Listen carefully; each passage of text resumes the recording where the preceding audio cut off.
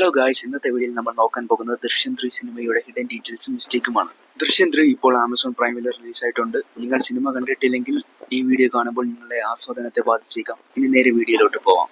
Cinema തുടങ്ങുമ്പോൾ തന്നെ നമുക്ക് സിനിമയുടെ ഉള്ളിലെ സിനിമയെ കാണാം. ബിജു മേനോനാണ് ഇതിലെ ജോർജ് കുട്ടിയുടെ വേഷം ചെയ്തത്. പക്ഷേ ജോർജ് കുട്ടിയുടെ കഥയിൽ നിന്ന് ചെറിയ മാറ്റങ്ങളോടെയാണ് ഇതിൽ കാണിച്ചിരിക്കുന്നത്. ഇതിൽ ജോർജ് കുട്ടിക്ക് 2 മോളാണെങ്കിൽ ബിജു മേനോന് ഒരു മകനാണ്. എന്നാൽ വീട് നോക്കുമ്പോൾ രണ്ടുപേരുടെ വീടും ഏകദേശം ഒരുപോലെയാണ്. കുറച്ച് ഉള്ളിലോട്ടുള്ള വീട്, പുറത്തോട്ട് ഇറങ്ങാൻ കുറച്ച് നീളമുള്ള റോഡ്, ഒരു സൈഡിൽ കാർ പാർക്കിംഗ്.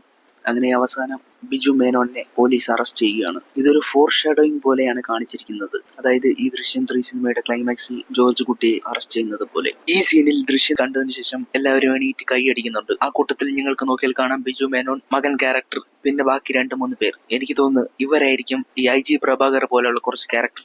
ഈ സീനിൽ ജോർജ് കുട്ടിയും കുടുംബവും വെളിയിറങ്ങിയതിനു ശേഷം വീണയുടെ ക്യാരക്ടർ ഇന്റർവ്യൂ ചെയ്യാൻ വരുന്നുണ്ട്. അപ്പോൾ ജോർജ് കുട്ടി ചോദിക്കുന്നുണ്ട്, ഏതാണ് നിങ്ങളുടെ ന്യൂസ് ചാനൽ എന്ന്. അപ്പോൾ വീണയുടെ ക്യാരക്ടർ പറയും ന്യൂസ് മലയാളം ടുഡേ എന്ന്. അതിനുശേഷം ജോർജ് കുട്ടി കാണുന്ന TV ചാനൽ ഇവരുടെ ആയിരിക്കും. ഈ ഇന്റർവ്യൂ വല്ലതും വന്നിട്ടുണ്ടോ, ഇതിനെ കുറിച്ചെല്ലാം. ഹരികുമാറിന്റെ ദൃശ്യം സിനിമയുടെ പോസ്റ്റർ നോക്കിയാൽ ഞങ്ങൾക്ക് കാണാം പ്രൊഡ്യൂസ്ഡ് ബൈ ജോർജ് കുട്ടി.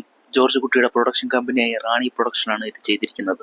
ഇതിൽ മാത്രമല്ല റാണി എന്നിട്ടിരിക്കുന്നത് തിയേറ്ററിൽ നോക്കിയാലും റാണിയുടെ പേര് തന്നെ. ദൃശ്യം ഫസ്റ്റിൽ ജോർജ് കുട്ടി നടത്തിയിരുന്ന കേബിൾ TVയുടെ പേരും റാണി എന്നായിരുന്നു. എന്നാൽ ഈ റാണി തിയേറ്ററിന്റെ അകത്തുള്ള സീറ്റിൽ നോക്കി ഞങ്ങൾക്ക് കാണാം ആശീർവാദ് എന്ന്. അത് മാറ്റാൻ ജിത്തു ജോസഫ് മറന്നുപോയി.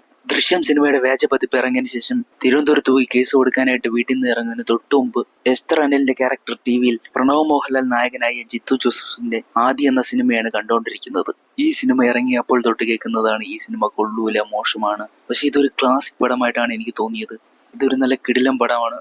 ഞാൻ ഈ സിനിമ 2 തവണ തിയേറ്ററിൽ പോയി കണ്ടു. ഈ സിനിമയിൽ മോഹൻലാലിന്റെ ക്യാരക്ടറാണ് ഡെവലപ്പ് ആയിരിക്കുന്നത്. പക്ഷെ അവസാനം പോലീസിന് പിടികൊടുക്കാതെ രക്ഷപ്പെടാമായിരുന്നു എന്ന് തോന്നിയിട്ടുണ്ട്. എന്തായാലും ഇനി എന്തായിരിക്കും ദൃശ്യം 4 എന്നറിയാൻ കാത്തിരിക്കേണ്ടി വരും. ഈ വീഡിയോ ഇഷ്ടപ്പെട്ടാൽ ലൈക്ക് ചെയ്യുക, സബ്സ്ക്രൈബ് ചെയ്യുക, ഇല്ലെങ്കിൽ ഡിസ്ലൈക്ക് ചെയ്യുക. കൂടാതെ നിങ്ങളുടെ അഭിപ്രായം കമന്റ് ചെയ്യുക.